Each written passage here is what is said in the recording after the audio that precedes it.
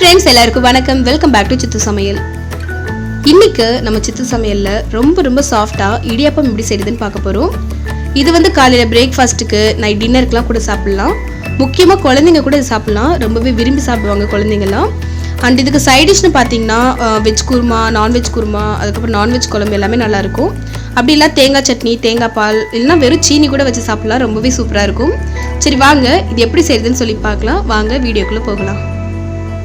வீடியோக்குள்ளே போகிறதுக்கு முன்னாடி இன்னும் நீங்கள் சித்து சமையல் சப்ஸ்கிரைப் பண்ணாமல் இருந்தீங்கன்னா இப்போ ரெட் கலரில் இருக்க சப்ஸ்கிரைப் பட்டன் ப்ரெஸ் பண்ணி சப்ஸ்கிரைப் பண்ணிக்கோங்க. அப்படியே பக்கத்தில் இருக்க பெல் ஐக்கானே கிளிக் பண்ணிக்கோங்க. அப்போ தான் நான் போடுற வீடியோஸோட அப்டேட் எல்லாமே உங்களுக்கு நோட்டிஃபிகேஷன் மூலமாக கிடைக்கும். ஸோ நீங்கள் மிஸ் பண்ணாமல் எல்லா வீடியோவும் பார்க்கலாம். இடியாப்பம் பண்ணுறதுக்கு ஒரு பவுலில் 2 கப் அளவுக்கு அரிசி மாவு சேர்த்துக்கிறேன். இது கிட்டத்தட்ட 250 கிராம். இதுக்கு தேவையான அளவுக்கு உப்பு சேர்த்துக்கலாம்.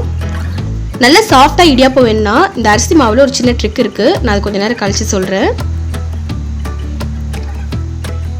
இதில் ஒரு டேபிள் ஸ்பூன் அளவுக்கு எண்ணெய் சேர்த்துக்கோங்க.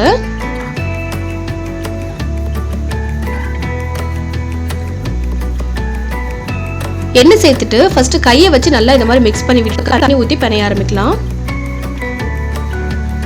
தண்ணி வந்து கண்டிப்பாக சுடு தண்ணி தான் எடுத்துக்கணும். இடியாப்பத்துக்கு பச்சை தண்ணி சேர்த்து நீங்கள் பிணைஞ்சிங்கன்னா இடியாப்பம் நல்லா வராது. அதே நேரத்தில் தண்ணி எடுத்த உடனே நிறைய தண்ணியை சேர்த்துறாதீங்க. கொஞ்சம் கொஞ்சமாக சேர்த்துட்டு பிணைங்க. இது ரொம்ப சூடாக இருக்குங்கிறனால ஃபஸ்ட்டு ஒரு ஸ்பூன் வச்சு இந்த மாதிரி மிக்ஸ் பண்ணி விட்டுட்டு அதுக்கப்புறம் கொஞ்சம் ஆறுனதுக்கப்புறமா நீங்கள் கை வச்சு பிணைய ஆரம்பிங்க.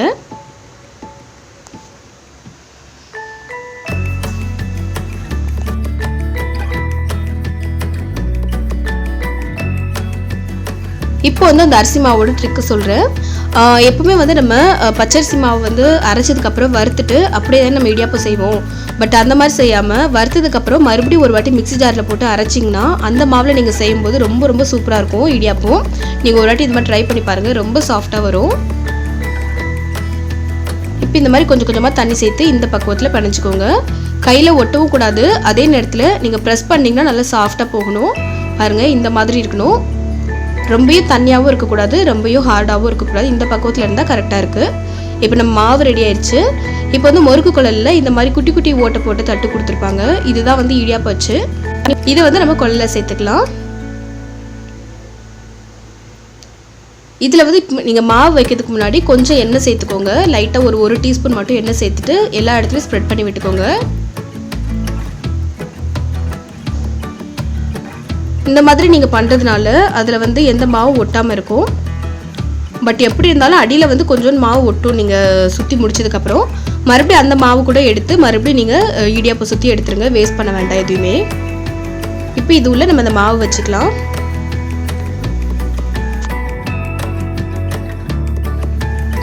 இப்போ எல்லா மாவுமே வச்சாச்சு. இப்போ வந்து இதை நம்ம சுற்றி எடுத்துடலாம். நீங்கள் வந்து இடியாப்பம் 2 வகையில் பண்ணலாம். ஒன்று வந்து இடியாப்ப தட்டுலையும் வச்சு பண்ணலாம். அப்படி இல்லைனா இட்லி பாத்திரத்துலையும் வச்சு பண்ணலாம். நான் இட்லி பாத்திரத்தில் தான் வச்சு பண்ண போகிறேன். இப்போ இட்லி தட்டுக்கு மேலே கொஞ்சம் ஒரு துணி போட்டிருக்கேன். இதில் வந்து நம்ம குட்டி குட்டி இடியாப்பமாக இப்போ நம்ம செஞ்சு எடுத்துக்க போகிறோம். நீங்கள் இப்படியும் பண்ணலாம். அப்படி இல்லைனா ரவுண்டாக பெரிய ஷேப்பில் கூட நீங்கள் பண்ணி எடுக்கலாம். பட் இந்த மாதிரி பண்ணிங்கன்னா குழந்தைங்களுக்கு ரொம்ப விரும்பி சாப்பிடுவாங்க. ஒரு இடியாப்பம் 2 இடியாப்பம்னு சொல்லி சாப்பிடுவாங்க. ஸோ இந்த மாதிரி நீங்கள் ட்ரை பண்ணி பாருங்கள். இப்போ இந்த மாவு சரியான பக்குவத்தில் இருக்கான்னு சொல்லி பார்க்குறதுக்கு இப்போவும் நீங்கள் டெஸ்ட் பண்ணலாம். இப்போ நீங்கள் சுற்றும் போது பார்த்தீங்கன்னா அது ரொம்பவே சாஃப்டாக கீழே விழணும். பாருங்கள் இந்த மாதிரி விழணும். அப்போ தான் வந்து மாவு கரெக்டாக இருக்குன்னு அர்த்தம். நீங்கள் சுற்றும் போது ரொம்ப ஹார்டாக இருக்குது, கஷ்டப்பட்டு நீங்கள் சுற்றுனீங்கன்னா மாவு வந்து ரொம்ப கல் மாதிரி இருக்குன்னு அர்த்தம். இடியாப்பமும் ரொம்பவே ஹார்டாக இருக்கும்.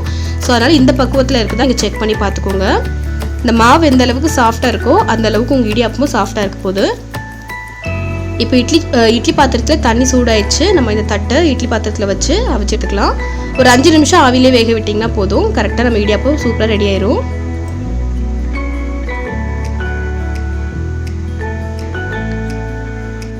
அவ்வளோதான் பாருங்கள். ஒரு 5 நிமிஷம் கழிச்சு நம்மளோட இடியாப்பம் ரொம்ப சூப்பராக ரெடி ஆயிடுச்சு. இதுக்கு மேலே கொஞ்சம் தேங்காய் பூ போட்டு நம்ம சர்வ் பண்ணிக்கலாம். நீங்கள் வந்து இப்போன்னு மட்டும் இல்லை, நீங்கள் ஆவியில் அவிக்கிறீங்க பார்த்தீங்களா, அப்போ கூட கொஞ்சம் தேங்காய் பூ போட்டு நீங்கள் அவிச்சு எடுத்திங்கன்னா ரொம்ப சூப்பராக இருக்கும். அது கூட வெறும் சீனி மட்டுமே வச்சு சாப்பிடலாம். ரொம்ப டேஸ்ட்டாக இருக்கும். நீங்களும் அதை ட்ரை பண்ணி பாருங்கள் ஒரு நாள். அண்ட் இதுக்கு வந்து நீங்கள் ஏதாவது குழம்பு ஏதாவது வச்சு சாப்பிட போகிறதா இருந்தால் நீங்கள் வந்து தேங்காய் பூ போடணுன்னு அவசியம் இல்லை. இதுக்கு வந்து என்னென்ன சைட் டிஷ்லாம் வச்சு சாப்பிட்லான்னு பார்த்தீங்கன்னா தேங்காய் சட்னி, தேங்காய் பால், குருமா, அதுக்கப்புறம் எல்லா நான்வெஜ் குழம்புமே ரொம்ப நல்லாயிருக்கும். நீங்களும் ட்ரை பண்ணி பார்த்துட்டு எப்படி இருந்ததுன்னு சொல்லி எனக்கு மறக்காமல் கமெண்ட்டில் ஷேர் பண்ணுங்கள். இந்த வீடியோ நிச்சயமாக உங்கள் எல்லாருக்குமே பிடிச்சிருக்கும்னு நம்புகிறேன். பிடிச்சிருந்தனா இப்போமே இந்த வீடியோக்கு ஒரு லைக் போட்டுட்டு இன்னும் நீங்கள் சித்து சமையல் சப்ஸ்கிரைப் பண்ணாமல் இருந்தீங்கன்னா இப்போமே சப்ஸ்கிரைப் பண்ணிக்கோங்க. மீண்டும் வேறு ஒரு சூப்பரான வீடியோவோடு உங்களை சந்திக்கிறேன். அது வரைக்கும் டாடா பாய்.